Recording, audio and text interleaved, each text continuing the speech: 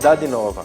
Esse nome dado à nossa revista, nos primeiros anos de sua existência, já exprime a íntima relação que existe entre a nossa linha editorial e a realidade da cidade. De fato, a nossa revista nasceu com o objetivo de manter unidos os habitantes de uma cidade, a Mariápolis, Cidade de Maria. Uma cidade temporária que, durante alguns meses, reunia no norte da Itália, em Fiera di Primiero, pessoas das mais diversas idades, vocações e classes sociais para uma convivência baseada no mandamento novo de Jesus: amai-vos uns aos outros como eu vos amei. Depois de ter passado um período de convivência na Mariápolis, as pessoas voltavam aos seus ambientes, levando para lá o estilo de vida daquela pequena cidade. Um estilo de vida que foi se consolidando aos poucos como uma nova cultura, a cultura da fraternidade.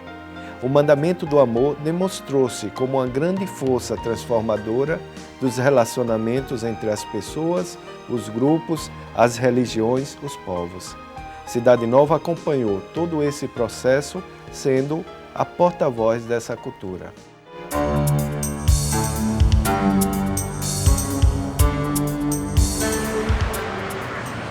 Depois de 50 anos de história, a relação entre Cidade Nova e a vida da cidade se apresenta de grande atualidade e importância, no mundo onde todos os níveis das relações sociais são profundamente marcados pelo fenômeno da globalização.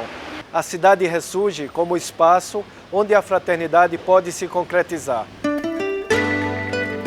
Nesse contexto, a revista Cidade Nova tem uma proposta inovadora, porque contempla fortemente duas exigências do mundo atual: a visão da humanidade como uma única família e a consciência de que essa família universal só pode ser construída a partir de um compromisso real, criativo e efetivo com aquelas pessoas que vivem ao nosso lado, nas nossas cidades. A importância que sempre foi dada nas nossas páginas aos testemunhos de vida pessoal e de relacionamentos interpessoais, fundamentados no amor e na fraternidade, é uma demonstração dessa visão de Cidade Nova.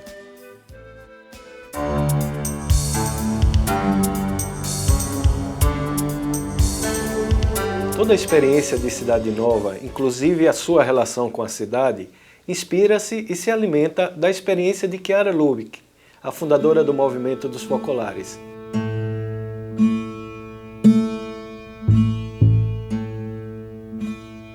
Uma experiência que teve início com a descoberta fundamental: Deus é Pai e somos todos irmãos, que leva Chiara a abrir os horizontes de seu amor a toda a família humana, mas sem perder de vista o olhar de quem passava ao seu lado.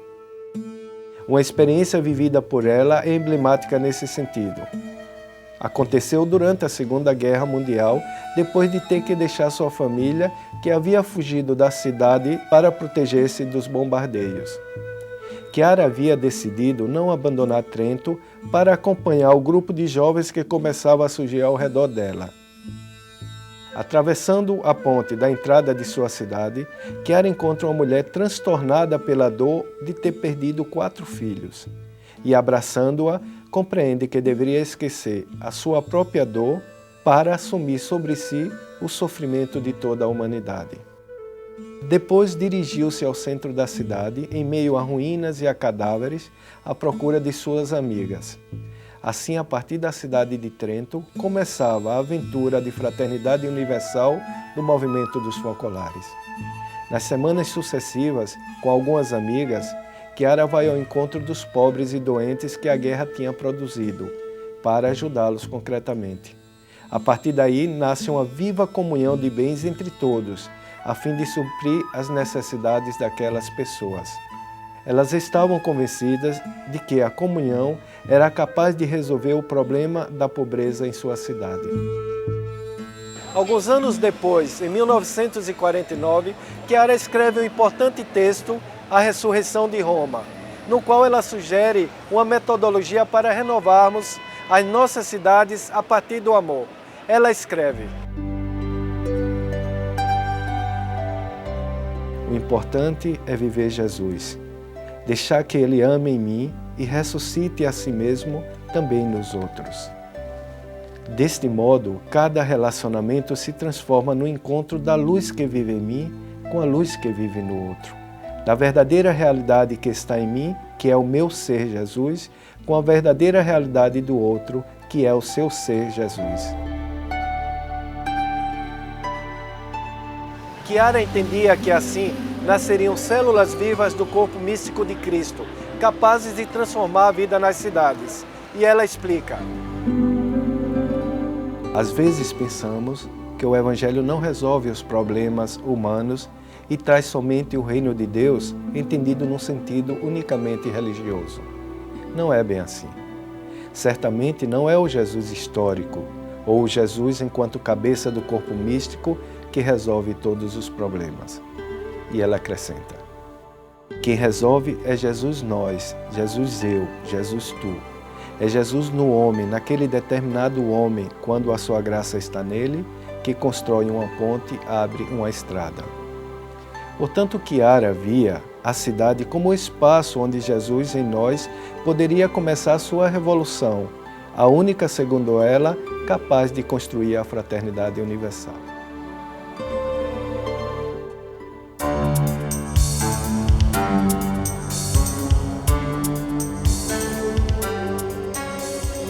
Segundo a experiência de Chiara, a revolução social prevista pelo Evangelho deve começar a partir do amor ao pobre, ao excluído, ao último da sociedade. Em 1950, ela escreveu: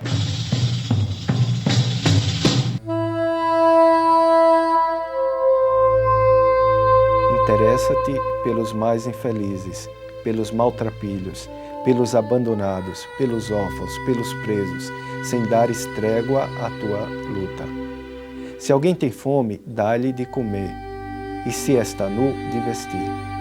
Carregado de bens e de coisas, passa pelas ruas, sobe aos cortiços, desce aos porões, vai em busca de Cristo nos lugares públicos e privados, nas rodoviárias, nas estações de trem, nos submundos, e acaricia-o, sobretudo com teu sorriso. Não deixes ninguém só. Tendo levantado, ajudado, iluminado, contentado quem era a escória da sociedade, lançastes o alicerce da construção da nova cidade. Esse texto, que se tornou uma espécie de estratégia de ação para todo o movimento dos focolares, se tornou também a inspiração para o projeto editorial de Cidade Nova. A fraternidade universal deve começar por uma opção estratégica pelos últimos da sociedade, segundo o exemplo de Jesus. É na cidade onde encontramos o doente, o portador de deficiência, o desempregado, o sem teto, o sem escola, o migrante, o estrangeiro. Para a Cidade Nova, os últimos da sociedade devem ser a medida para todo e qualquer projeto de mudança social, e sabemos o quanto a sociedade está longe disso. As nossas cidades são estruturadas para atenderem às exigências de um tipo de pessoa bem precisa, homem, em boa forma física, sem dificuldades de locomoção. Mas a humanidade é muito mais complexa. Ela é composta, por exemplo, por uma mãe de família que deve carregar sempre o seu bebê no carrinho, por pessoas que devem conversar enquanto caminham, por portadores de deficiência em cadeira de rodas, por pessoas com deficiências visuais e auditivas, por anciãos com dificuldades para caminhar. Além disso, não podemos ignorar os vários problemas que atingem as nossas cidades: a violência, a corrupção, o desemprego, a falta de moradia, o abandono de crianças e adolescentes.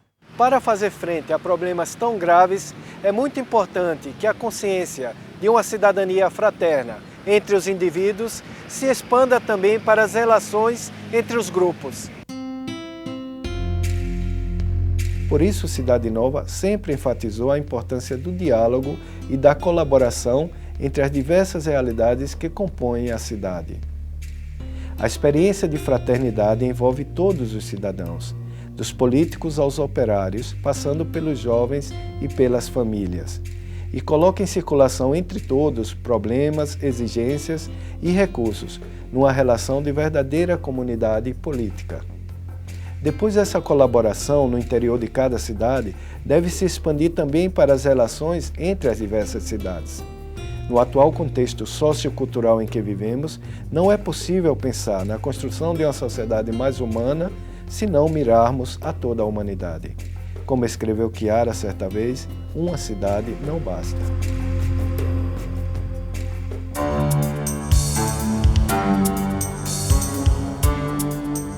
Fomentando essas relações de aproximação e solidariedade, Cidade Nova quer apresentar a fraternidade como alma para a globalização. Embora represente uma grande oportunidade para a humanidade, ela tem causado muitos problemas para as relações entre povos e estados. De fato, milhões de pessoas são obrigadas a ficar de fora do banquete da globalização. Nesse contexto, está ressurgindo com muita força em todo o mundo um novo ator social que Cidade Nova promove e estimula incessantemente. Trata-se da sociedade civil, uma realidade multiforme com enorme diversidade de expressões, que vão de entidades que trabalham pelos direitos humanos a entidade de promoção política ou esportiva, de ONGs que promovem a educação e a saúde das comunidades pobres, associações de bairros, de grupos religiosos, a entidade de empresários por um desenvolvimento sustentável. A função de nossa revista é contribuir para que esse imenso arquipélago que é a sociedade civil esteja unido, que suas diversas expressões saibam somar capacidades e energias em prol de um projeto comum de promoção da dignidade humana e ajudá-las a formar uma rede de solidariedade capaz de cobrir cada cidade e todas as cidades. Desse modo, a sociedade civil pode resgatar toda a potencialidade que tem para a construção da grande família humana, família com a qual Cidade Nova sonha, pela qual trabalha e para a qual existe.